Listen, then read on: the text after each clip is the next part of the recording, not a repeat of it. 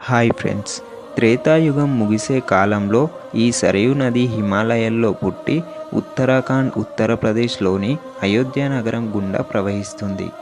ఈ నదిలో స్నానం చేసిన వారి పాపాలు నశిస్తాయి, కానీ వారికి ఎలాంటి పుణ్యం లభించదు. అది ఎందుకు లభించదు అంటే, శ్రీరాముడు త్రేతాయుగం ముగిసే సమయంలో తన అవతారం పరిసమాప్తికి సంకల్పిస్తాడు.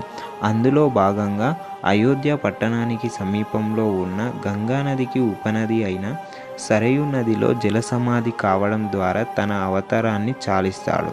ఈ విషయం తెలిసిన మహాశివుడు సరయూ నదిపై ఆగ్రహించి, సరయూ నది నీరు ఏ పూజలకి పుణ్యకార్యాలకి పనికిరాదని శపిస్తాడు.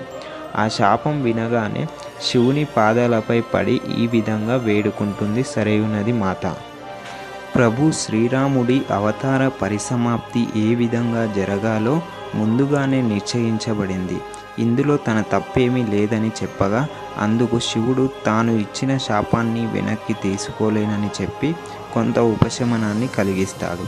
సరయూ నదిలో స్నానం చేసిన భక్తుల పాపాలు తొలగుతాయని, కానీ ఎలాంటి పుణ్యం లభించదని, ఈ నది జలం దేవాలయాల్లో పూజలకు, అర్చనలకు, అభిషేకాలకు ఉపయోగిస్తే ఎలాంటి ఫలితం ఉండదని, అలాగే ఉపయోగించిన ఎలాంటి పాపం కూడా కాదని వివరిస్తాడు పరమేశ్వరుడు. అప్పటి నుంచి సరయూ నది జలాన్ని పూజ సమయంలో, ప్రార్థన సమయంలో ఉపయోగించరు. అలాగే కుంభమేళా కూడా ఈ కారణంగానే నిర్వహించరు.